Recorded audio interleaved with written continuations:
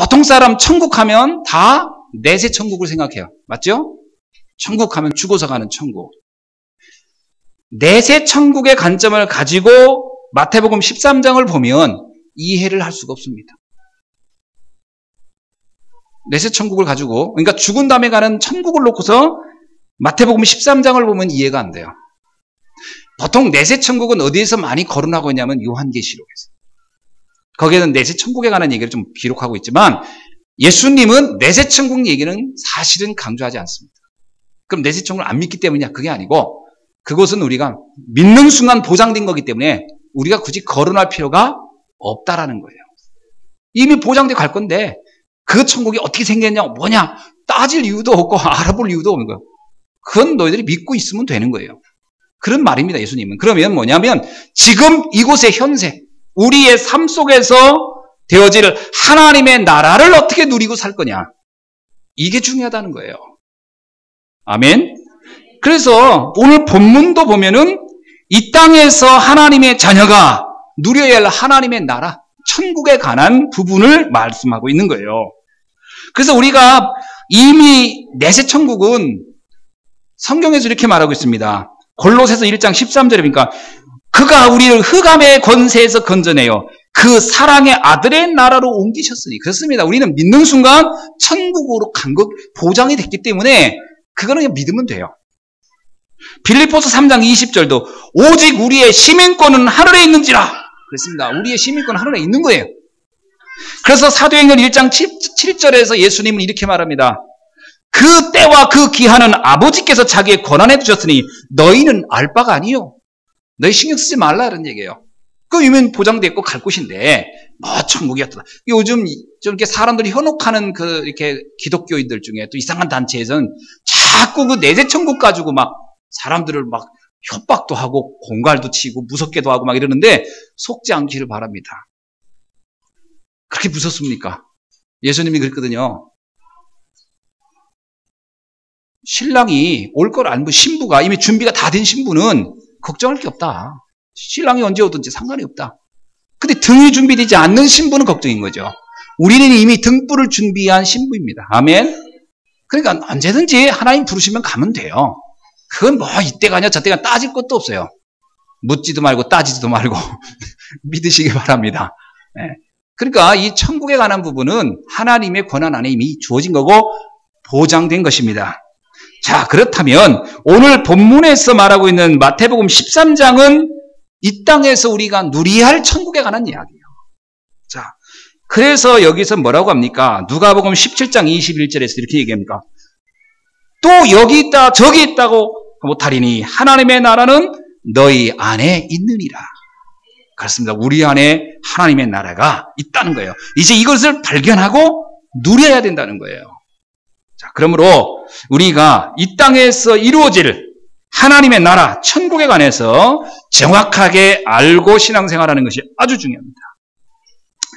천국이 얼마나 중요한 일이냐, 이 천국의 삶이 얼마나 중요한 일이냐, 그걸 예수님이 마태복음 13장에서 8개의 비유를 들어서 설명합니다.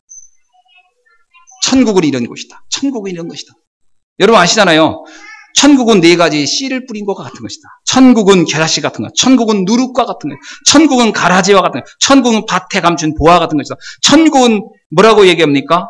또 진주장사 같은 것, 천국은 그물과 같은 것, 천국은 곡간에 있는 그릇을 내놓은 사람과 같은 것이다. 계속 천국에 관한 얘기를 하고 있어요. 그리고 이 천국이 얼마나 중요하냐면 예수님께서요,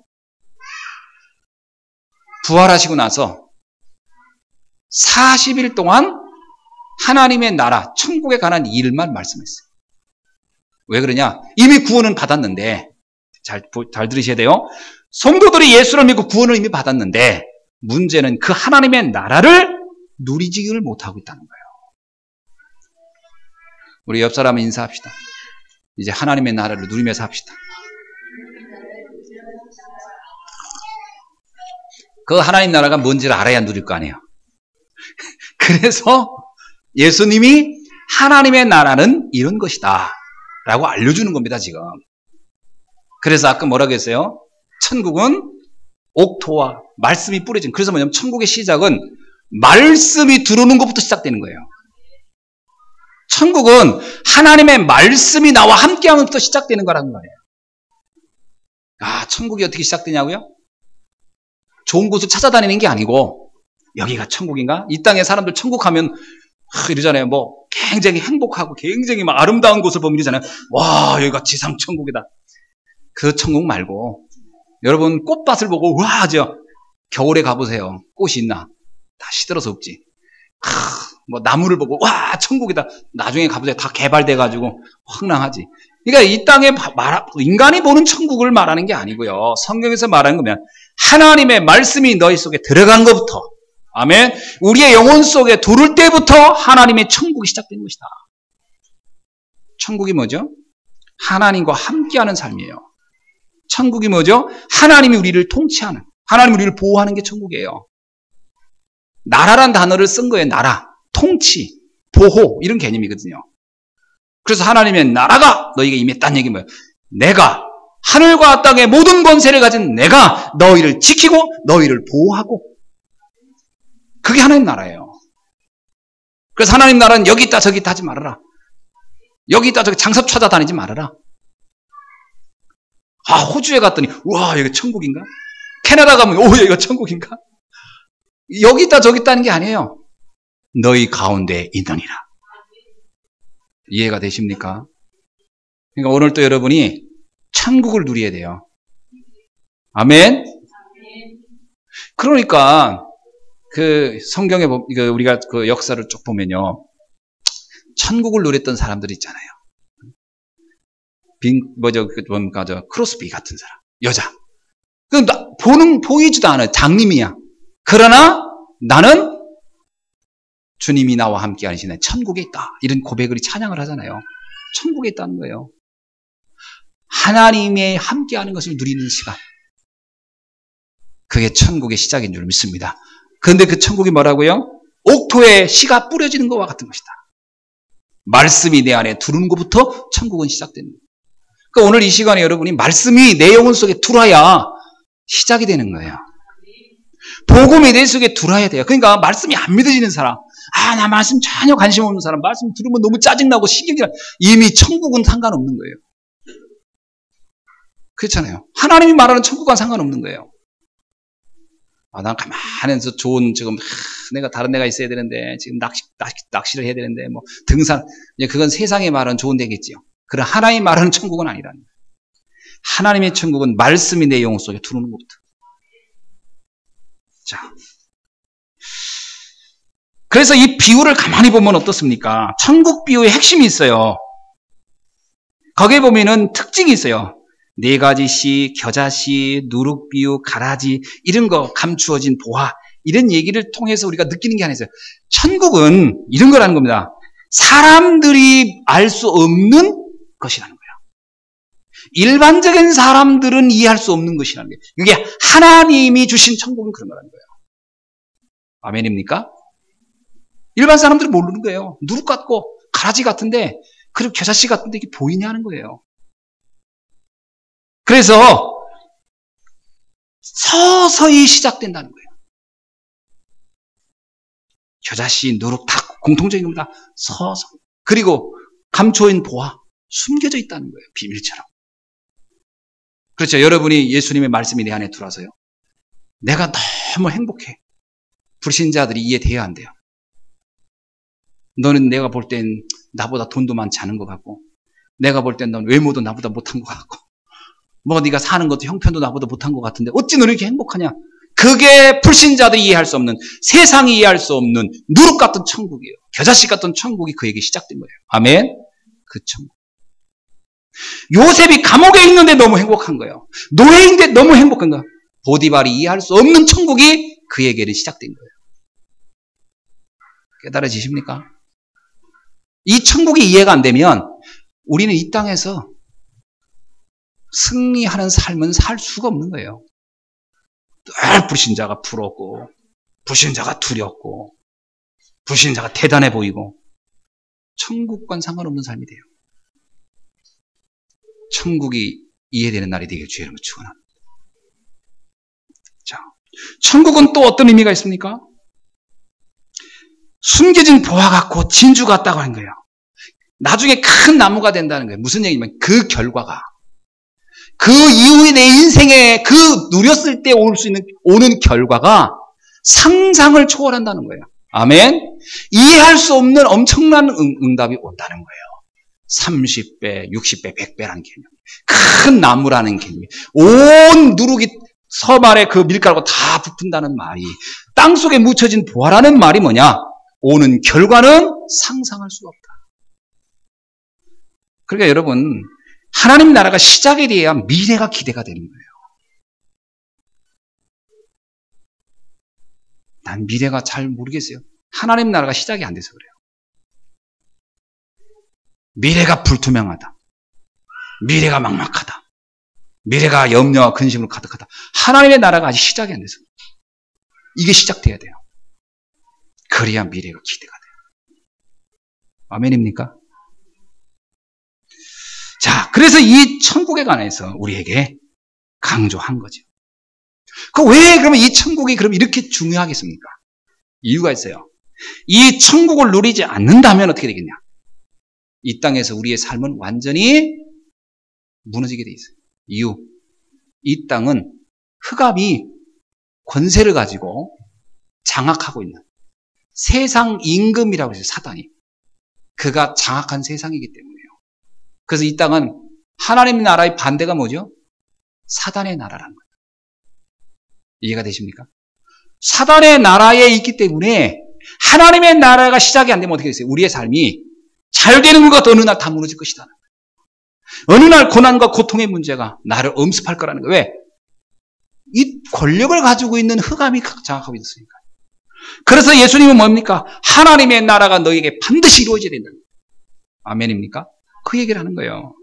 이 하나님의 나라를 증거하는 사람, 이 하나님의 나라를 누리고 이것을 전하는 사람이 바로 성도요 전도자입니다. 베드로는 이 땅에서 하나님의 나라를 이룰 사명이 바로 우리에게 있다라는 얘기를 하고 있어요.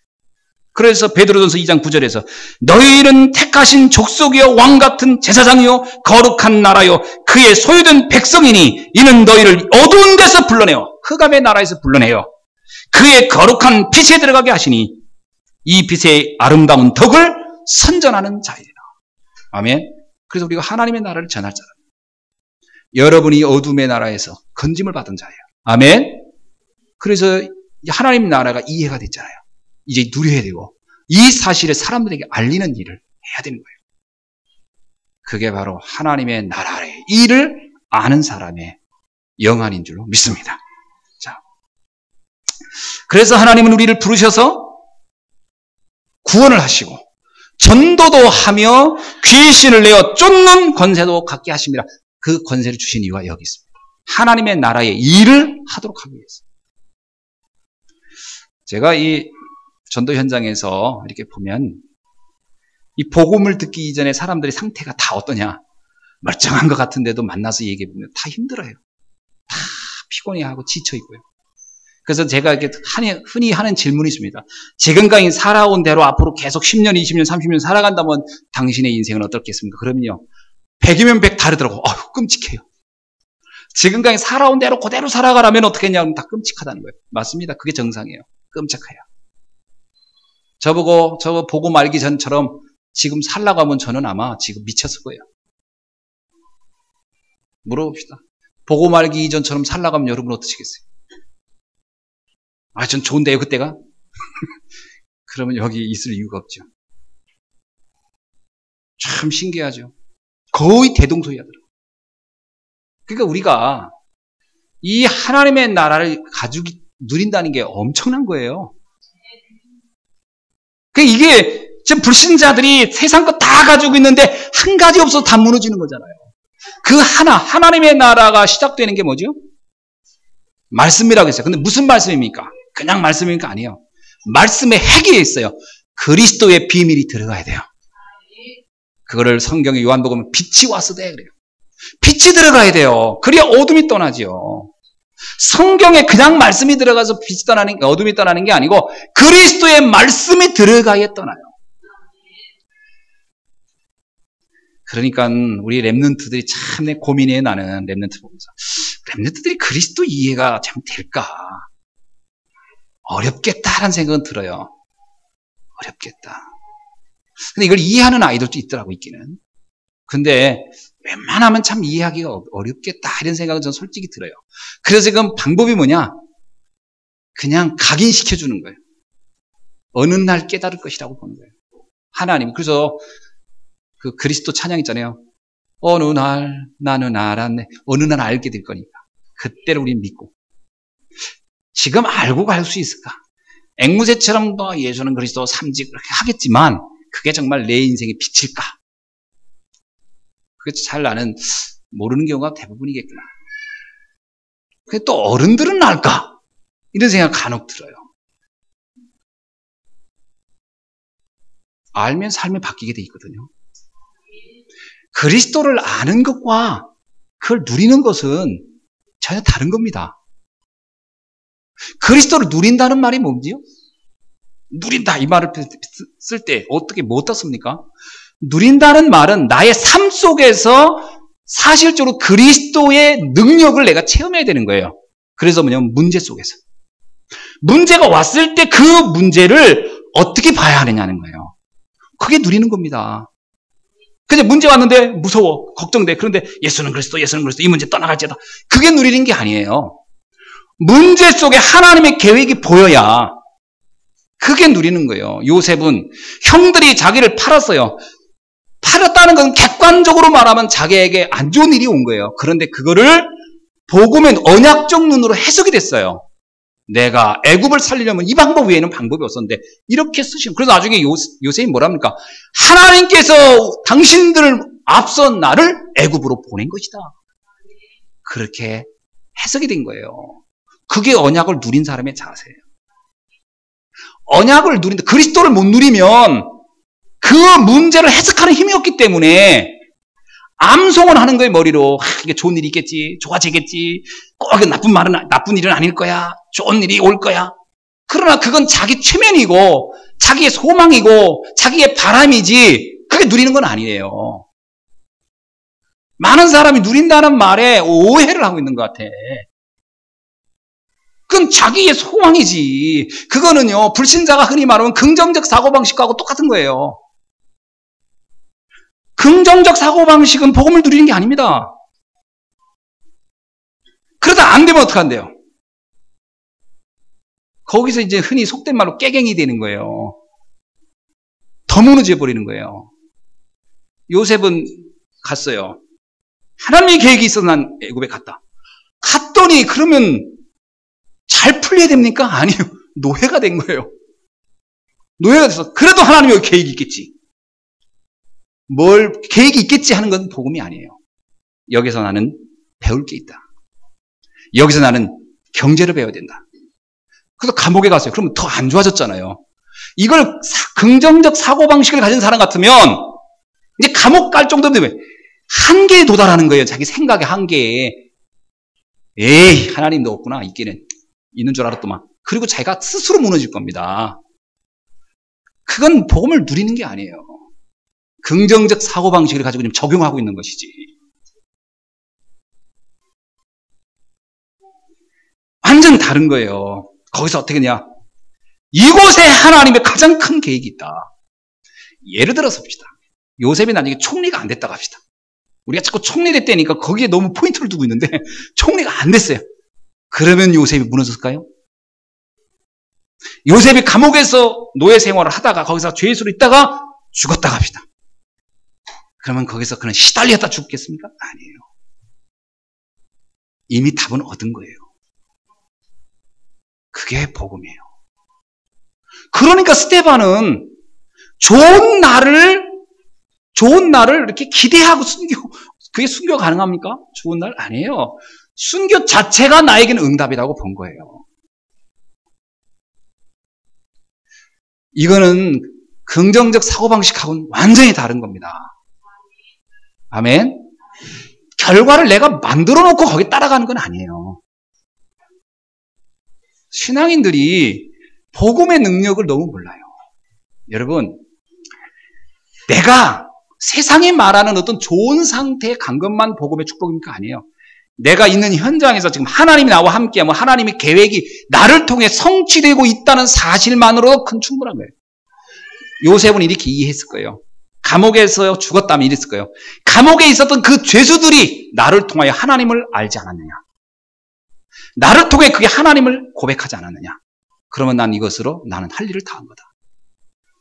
내가 뭘 성공하고 안 하고는 둘째 문제고 나 때문에 그들이 하나님을 알았다면 이들이 다시 추록해서 복음을 전할 사람들이 아니겠느냐. 그럼 나는 성공한 것이다. 어떻습니까? 그리스도를 누린다는 말을 이해하시길 주의 이름 축원합니다. 그게 천국이에요. 그리야 천국이 돼요.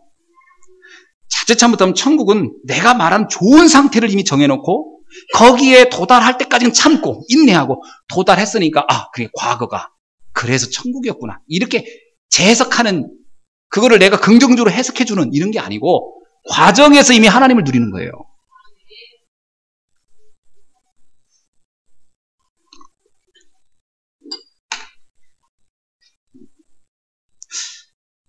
그래서 초대교회로 들어가서 가만히 초대교회 성도들 보면 우리들의 신앙 색깔하고 그들의 신앙 색깔이 사실은 다르다는 거예요. 그게 발견돼야 돼요. 우리들의 신앙 색깔은 사실은요 거의 언뜻 보면 복음적인 것 같은데 어느 경우는 세상이 만들어놓은 긍정적 사고방식이라는 그 제도와 그 틀 속에서 있는 나를 보게 돼요. 색깔이 비슷한 것 같으나 다릅니다.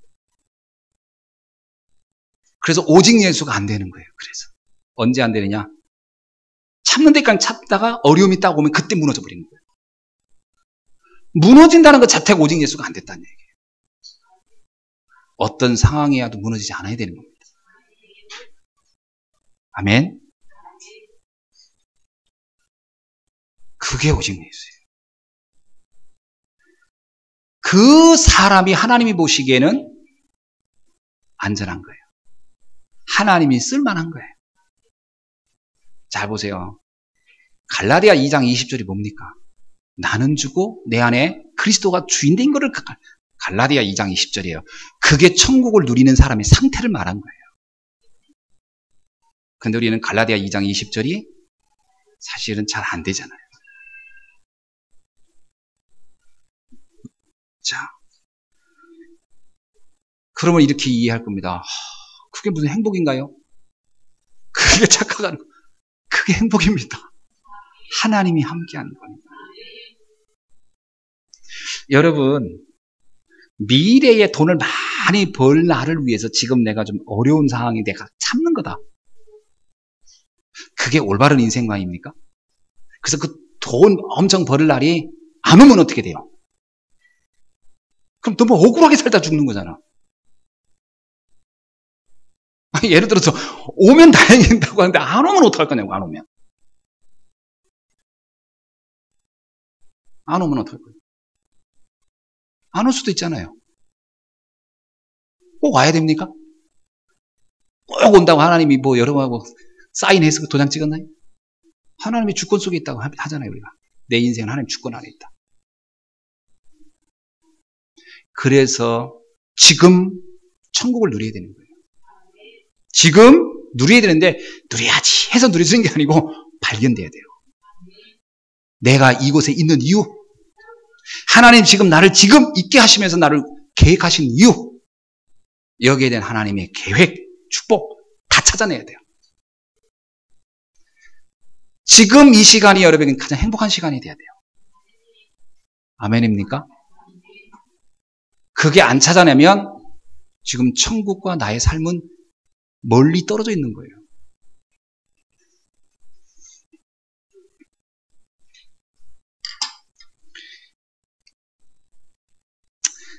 이렇게 말할 수 있어야 돼요. 농담스럽게. 누가 여러분한테 결혼 생활은 어떻게 하는 겁니까? 그러면 여러분 이렇게 말해야 돼요. 나처럼만 살아. 라고 말할 수 있어야 돼요. 지금 자체가. 그게 천국을, 그러면 사람들한테 아니 남편 당신 맨날 괴롭히는 거 아니 상관없어. 그거는 나는 너무 행복해. 나처럼만 살아. 그게 성공한 사람이에요. 결혼 생활 어떻게, 글쎄, 나도 잘 모르겠다. 너무 게으름 들어서. 지금 천국이 안 된 거예요, 그 사람.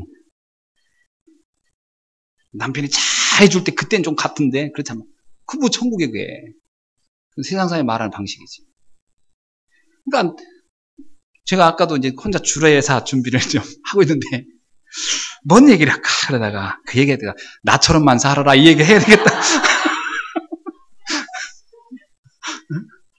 아, 그게 답이야 돼요, 그게. 그러면 사람이 묻겠지. 지금 사모님 그렇게 잘합니까? 아니, 그건 상관없어요. 그건 상관없다니까. 아니, 답도 잘 안 해주고, 그건 상관없어. 내 자신이 지금 천국이니까. 아, 그게 정답이지. 그러니까 우리가 이 천국에 대한 이해를 참 이해를 못 한다는 생각이 갑자기 들 때가 있어요. 랩런트들이 그래요. 공부 못하는 거 잘 해야지요. 그러나 천국을 누리는 거하고는 아무 상관없어요. 아이들한테 야 공부 나만큼만 해라. 그러면 돼요, 여러분. 이게 천국을 누리는 사람의 모습이에요. 왜 그러냐? 그럼 안 하면서 그냥 그렇게 낙천적으로 생각하니 그게 아니잖아요. 난 미래의 나를 향한 하나님의 계획을 아는 거예요. 지금 내가 있는 현장에 내 응답을 놓치지 않고 있는 거예요. 그걸 아는 사람만 그렇게 말할 수 있는 거예요. 이 천국에 여러분이 있어지기를 주의 이름으로 축원합니다. 그래서 주님이 먼저 우리한테 이런 건 나와 함께 있기 원하며 전도도 하며 귀신도 여쭙는 그 천국을 이루는 방법입니다. 깨닫기를 주의 이름으로 축원합니다. 자, 두 번째로 말씀을 좀 드리겠습니다. 천국은 마치 작은 겨자씨 하나 같다 이렇게 했어요. 여러분 엄청난 걸 하라는 말은 아니에요. 그러니까 지금 천국 하면 뭐 어마어마한 무슨 일을 해야 천국이냐 그게 아니고 중요한 가치를 발견하면 되는 거예요. 어쩌면 여러분의 지금 삶은 겨자씨 같이 시작된 거예요. 아멘. 그리스도 안에서 내가 무슨 먹은 걸 이루었다, 보여줄 게 있다 이런 건 아니잖아요. 자, 이 겨자씨라는 말을 할 때 가장 강조된 표현이 뭐죠? 32절 한번 읽어봅시다. 시작. 이는 모든 씨보다 작은 것이로되. 그렇습니다. 작다라는 것이 강조된 단어예요. 작다. 어느 정도 작습니까? 겨자씨는 정확히 어느 정도 작으냐면 그 크기가 지름이 2mm 정도밖에 안 돼요. 2mm. 그러니까 크기로 말하면요. 저는 이 겨자씨를 이렇게 보면서 느낀 게 좁쌀만하다. 좁쌀하고 비슷한 것 같아요. 좁쌀. 좁쌀이든지 아니면 스수? 그거죠. 스수인가? 그거 있죠. 그 정도 작은 거. 그런데 그게 흙에다가 이스라엘은 돌도 많은 흙이거든요. 우리나라처럼 이렇게 찾은 곳이 아니잖아요. 거기다 뿌렸다고 합시다. 뿌렸어. 그러면 씨인지 돌인지 구분이 돼야 한대요. 그리고 그 돌이, 이 씨가 노란색이에요. 약간 노랗게 누런색이거든요. 이걸 뿌렸어. 그러면 이게 돌하고 씨하고 구분돼야 안 돼요. 안 돼요. 이게 씨인지 돌인지. 표가 안 날 거라는 거예요. 세상 사람이 보면 우리가 누리는 천국의 시작은 표가 안 나요. 표가 나야 안 나요? 안 나요. 어쩌면 돌같이 보일 거예요. 삶이 뭐 우리나 내나 니나 비슷하게 시작할 거다고 생각해요. 자, 그런데 다른 거예요. 돌은 돌일 뿐이고 씨는 다른 거예요. 그 안에 뭐가 있기 때문에? 생명이 있기 때문에. 우리의 삶이 변화되는 것은 복음이라는 생명이 있기 때문에. 그러니까 천국은 시작된 거예요. 제가 여러분에게 계속 말합니다. 하나님의 나라는 이미 시작된 거예요. 지금 아직 내가 못 누리고 있다? 걸리는 거예요, 시간이. 씨가 금방 나오는 겁니까? 아니에요. 다 때가 있어요. 그죠? 때가 있는 겁니다. 씨를 뿌리면. 전 가끔 그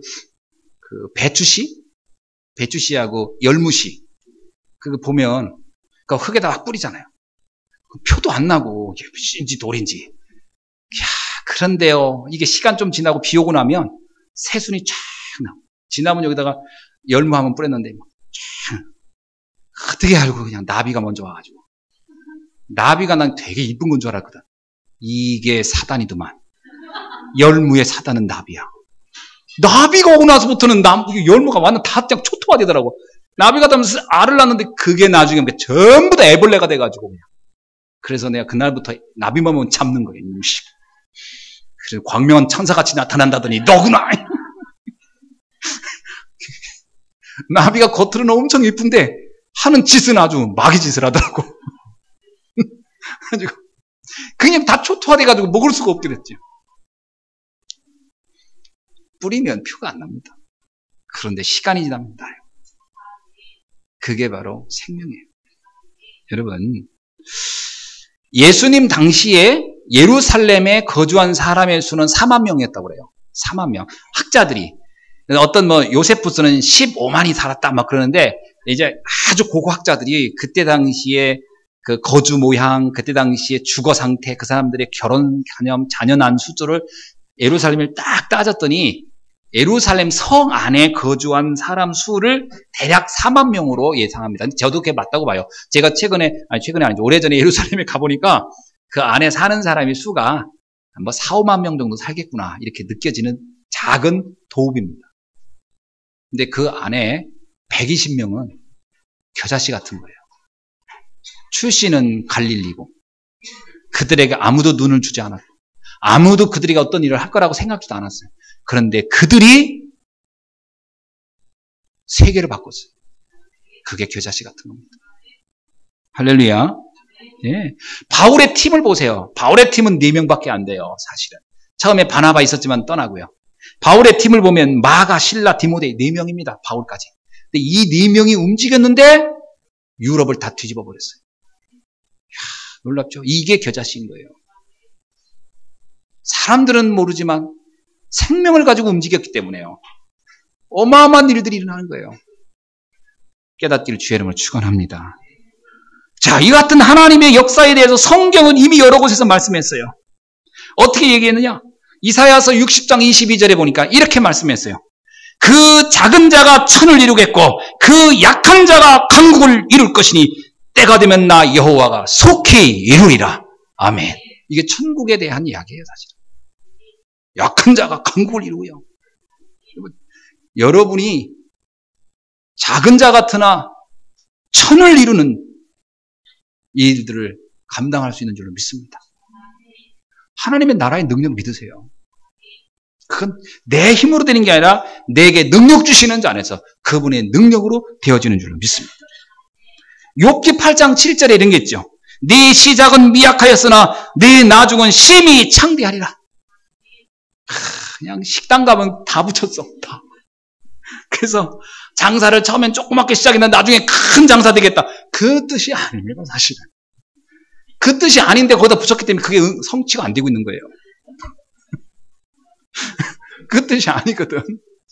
거기서 말하고자 하는 욥기가 말하는 것은요, 언약 잡은 자가 하나님의 소원을 시작할 때 그 시작은 지극히 미약한 것 같으나 그 나중에 결과는 심히 창대하게 나타난다. 그런 뜻입니다. 하나님의 나라. 그러니까 그냥 사업을 조그맣게 구멍가게 했더니 나중에 대기업이 됐다. 이렇게 적용을 거다 하면 안 되게 돼 있어요. 어떻게 돼요? 내가 여기서 언약 잡고 가게를 하지만 여기서 생명운동을 한다. 어느 날 그 시작이 창대하게 되는 겁니다. 그런 중에 하나님이 업도 열려주는 거. 먼저 그의 나라와 의를 구하라 그러잖아요. 그 나라와 의를 구하는 것으로 방향을 잡고 작지만 시작하는 거예요. 생명운동을. 그러면 그 모든 것 더해줘요. 그러는 중에 사업도 커지는 것이지 단지 사업을 클 목적으로 그걸 갖다가 부적처럼 써붙여놓고서 그게 맨날 가보면 파리만 날리고 내가 볼 때 그거 간판 중에 파리똥 앉아가지고 시커매가지고 붙여있는 가게 한두 군데 본 게 아니에요. 맨날 그러지. 아이고 잘 되고 싶어가지고 붙여놓았는지 저게 저 뜻은 아닌데. 하나님의 소원을 방향을 맞추고 복음으로 시작한 사람. 전도와 선교의 삶을 가지고 있는 사람이 시작되는 거예요. 그 응답을 받기를 주의 이름으로 축원합니다. 그래서 복음 안에서 이루어질 하나님의 나라의 결과를 말하고 있는 거죠. 그래서 처음에 교회 나온 성도들이 이제 그래서 교회에 대한 이해라든가 이런 부분이 잘 이해돼요. 교회를 언뜻 보면요, 세상의 건물이나 세상의 조직에 비하면 너무 작아 보이고 약해 보이잖아요. 그래서 사람들이 교회를 이렇게 우습게 볼 수 있어요. 그게 착각입니다. 교회는 그리스도가 머리이시고 핏값으로 세운 것이에요. 교회는 절대 망하지 않습니다. 교회를 이루고 있는 성도들이 각각의 영적 문제 때문에 약해 보이는 것 뿐이지 교회는 절대 망한 적 없어요. 교회는 지금까지 망한 적이 없어요. 자, 예배당이 문을 닫을 뿐이지 진짜 그리스도 복음 가진 사람은 망한 적이 없어요. 예배당을 크게 져놓고 그 안에 사람들이 모여 있었던 무리들, 군중으로 되어 있었기 때문에 그거는 무너지는 것이지 진짜 교회는 무너진 적이 없어요. 초대교회를 보세요. 무너졌나? 안 무너집니다. 하나님의 능력은 그렇게 쉽게 무너지는 게 아니거든요. 그렇다면 우리가 생각해 보세요. 진짜로 세상의 큰 조직은요, 사실은 그게 제자가 아니고 직원이에요, 직원. 직원은 뭔지 아세요? 이익 따라 움직이는 거예요. 이익이 없으면 다 떠납니다. 대우그룹 부도나니까 다 떠났잖아요. 누가 거기 생명 걸고 지금 지키고 있는 사람 있나요? 다 떠나는 거예요. 직원은 떠나는 거예요. 어려움이 오면. 그러나 제자는 생명을 바치는 겁니다. 왜 교회가 위대하냐? 제자들이기 때문에. 그리스도의 제자들로 세워졌기 때문에. 음부의 권세가 이길 수 없다라는 거예요. 그러니까 교회를 언뜻 겉만 보고 판단하면 안 돼요. 역사 이래로요. 교회는 무너진 적이 없었다. 그게 힘이고 능력이에요. 그렇다면 지금 우리가 이 교회를 통해 무엇을 할 것인가? 답이 나오는 거죠. 그 일을 한다면 그 축복이 나와 우리 후대에게 전해질 것이다. 그래서 겨자씨처럼 아무것도 아닌 것처럼 보인다고 해서 착각하면 안 되고요. 그 안에 그리스도의 생명이 있다는 것을 잊지 않기를 주님의 이름으로 축원합니다. 그렇다면 그 미래는 어떻게 되겠습니까? 그래서 우리가 왜 전도와 선교의 방향을 맞추고 가야 되냐? 그 결과를 너무나 잘 알기 때문에. 우리 렘넌트들이 왜 지금 보이는 현실에 속지 않기를 바라는 게 뭐냐? 요셉처럼 다윗처럼 한번 생각해보세요. 현실에 절대로 속지 말고 내 주어진 현장에서 하나님의 계획을 찾기를 바랍니다. 다윗은요, 목동이라는 현장이 언뜻 보면 아무것도 아닌 겨자씨 같은 거예요. 그러나 목동을 하면서 최고를 다 누렸어요. 그것이 하나님이 그를 한 시대의 임금으로 쓸 만큼의 큰 그릇이 된 거예요. 그 일이 작다고 작은 게 아니고요. 일은 작을 수 있으나 그걸 보는 사람의 그릇이 크면 돼요. 렘넌트들이 지금 내가 공부하는 학교와 위치, 이게 작다고 해서 내가 작은 게 아니고 그것을 복음의 눈으로 볼 수 있는 눈만 있다면 그 그릇은 세계를 담을 만한 그릇이 될 수도 있습니다. 요 눈을 가지셔야 돼요. 요런 눈이 자꾸 없으니까 자꾸 눈에 보이는 것만 가지고 판단하려고 하는 착각을 하는 거예요. 그래서 요셉이나 다윗을 보면 그들이 있었던 현장에 상관없이 그들은 최고를 거기서 누렸다. 그거에 생명 가진 자의 모습인 줄로 믿습니다. 자, 세 번째입니다. 이 작은 겨자씨지만 후에는 자라서 큰 나무가 되고 새들이 와서 깃들게 된다. 이렇게 말하고 있어요. 복음 받은 한 사람 때문에 가정이 살고 교회가 살고 지역이 살아날 줄로 믿습니다.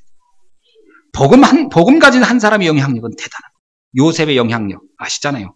모세의 영향력 아시잖아요. 사무엘 한 사람의 영향력 알잖아요. 다니엘 한 사람의 영향력 우리는 알고 있습니다. 그 연약한 에스더라는 여인 한 사람의 영향력 우리는 알고 있습니다. 바울 한 사람의 영향력을 우리는 알고 있습니다. 그것이 큰 나무가 될 것이다. 수많은 사람을 살리는. 오늘 이곳에 있는 여러분도 그 한 사람의 응답을 꼭 받으시길 주의 이름으로 축원합니다. 그렇다면 복음을 전하는 교회의 가치, 복음을 전하는 성도, 복음을 전하는 중직자, 복음을 전하는 주의종, 모든 것을 보는 눈이 바뀌는 것이죠. 여기에서부터 우리의 시선은 달라지는 것이죠. 또한 우리 후대들을 보는 눈이 달립니다. 여러분, 지금 우리 후대들을 볼 때 지금 당장 그들이 현재 모습만 보고 착각하지 마시고요. 이들에게 생명이 심어진다면, 그들이 생명이 심어졌다면 그 미래는 어떻게 될 것인가? 이것을 지금부터 보시면서 준비하기를 주의 이름으로 축원합니다. 말씀을 정리하면서 몇 가지 중요한 기도 제목을 함께 나누려고 합니다. 나라는 사람의 정체성 잊지 않기를 주의 이름으로 축원합니다. 겨자씨 같으나 그 나무는 반드시 창대한 나무가 되는 거예요. 아멘. 나는 그 생명의 씨앗이에요. 나 한 사람으로 우리의 가정과 가문이 교회와 시대를 바꿀 것이다. 아멘. 앞으로 될 미래, 여러분이 그것을 본다면 지금 내가 무엇을 해야 될 것인가를 보여줄 것입니다. 그래서 정말 하나님의 나라를 두고 진짜 기도를 시작하기를 주의 이름으로 축원합니다. 그래서 예수님이 뭐라고 했죠? 마태복음 6장 33절 너희는 먼저 그의 나라와 그의 의를 위하여 구하라. 그리하면 이 모든 것이 더해지리라. 하나님의 나라를 놓고 기도하라는 거예요. 정말 하나님의 나라를 놓고 여러분이 정말 기도한다면 여러분의 가정, 여러분의 사업, 여러분의 현장, 우리의 후대 앞에 어떤 일들이 나겠는가. 그것을 보고 알기 때문에 지금 우리가 사실은 헌금을 하는 겁니다. 여러분, 헌금이 단지 무슨 적선하는 겁니까? 아니에요. 미래를 본자만 할 수 있는 거예요. 그것은 영원한 투자이기 때문에. 영원한 미래의 응답이기 때문에 헌금하는 겁니다. 그러나 미래가 안 보이면 못하는 거죠. 안 보이는데 누가 합니까? 그 소멸된다고 생각하는데. 반드시 응답이 올 거니까요. 그래서 지금 여러분이 왜 헌금을 해야 되는지, 왜 4가지 헌금을 우리가 마음에 품고 해야 되는지 그 결과를 알기 때문이에요. 11조, 건축헌금, 선교헌금, RUTC 헌금, 이 모든 헌금들은 바로 작지만 그 결과를 우리는 알기 때문에 우리 보고 많이 하라 이 말이 아닙니다. 미래를 본 자는 내 마음을 담아서 할 수 있는 거죠. 그 비밀을 여러분 꼭 기억하실 주 여러분 축원합니다. 그러면서 지금부터 실제적인 기도를 한번 시작하기 바랍니다. 하나님의 나라가 내게 임하는 정식기도. 아멘. 그래서 늘 이 생각해요. 하나님 나라, 아까 내가 말씀드린 하나님 나라 어떻게 누리는지 계속 내가 여러 가지 설명을 드렸습니다. 하나님의 나라를 내가 현장에서 어떻게 누릴 것인지 이걸 놓고 정식기도. 집중하셔야 돼요. 안 되면 계속 기도하셔야 돼요. 내가 왜 이런 문제 앞에 속을까? 왜 나는 자꾸 흔들릴까? 하나님 나라가 내 안에 실현되지 않아서 그런 거예요. 기도하셔야 돼요. 두 번째, 하나님의 나라가 내 현장을 바꾸는 기도예요. 내 현장을 바꾸는 기도. 그래서 24시를 계속 그 생각을 하십시오. 그 다음에 시대를 바꾸는 기도가 있어요. 집중기도입니다. 이번에 우리 교회에서 하는 10일간의 집중기도는 우리가 이런 기도의 시작을 좀 도와주는, 하도 기도가 잘 안 됐기 때문에. 죄송합니다. 여러분 기도 안 했다고 하니까 좀 민망하긴 한데 아마 안 했을 겁니다. 이제 기도를 하는 시작을 한번 해봐야 되니까. 그래서 하나님의 약속을 우리가 맛을 봐야 되니까 시작을 하고 있어요. 1차가 은혜 가운데 잘 맞췄습니다. 아마 하신 분들한테 어떻게 훈련받았냐고 물으신다면 아마 표현이 대단히 다양하게 나오겠지만 하나는 분명하겠습니다. 누리고 즐기는 중에 끝났다. 이렇게 나올 겁니다. 2차 어떻게 할 것이냐. 한 주 지나서 할 건데 그 2차 더 누리고 더 즐기는 중에 할 겁니다. 그러면서 하나님이 어떻게 응답하는지를 많이 볼 겁니다. 우리가 기도 속으로 그의 나라와 의를 구하라. 이 말씀을 한번 언약으로 잡고 응답받는 여러분 되기를 주님의 이름으로 축원합니다. 기도하겠습니다. 주님께 감사합니다. 천국은 마치 겨자씨 한 알 같지만 한 알로 끝나지 아니하고 후에 큰 나무가 되어 그곳에 많은 새들이 깃든다고 한 것처럼 한 사람의 응답의 주역이 되게 하여 주옵소서. 그래서 나로 인하여 우리의 가문과 가정이 살게 하시고 우리의 후대가 살게 하시고 우리의 미래가 달라지게 하옵소서. 살아계신 주 예수 그리스도의 이름으로 기도하옵나이다. 아멘.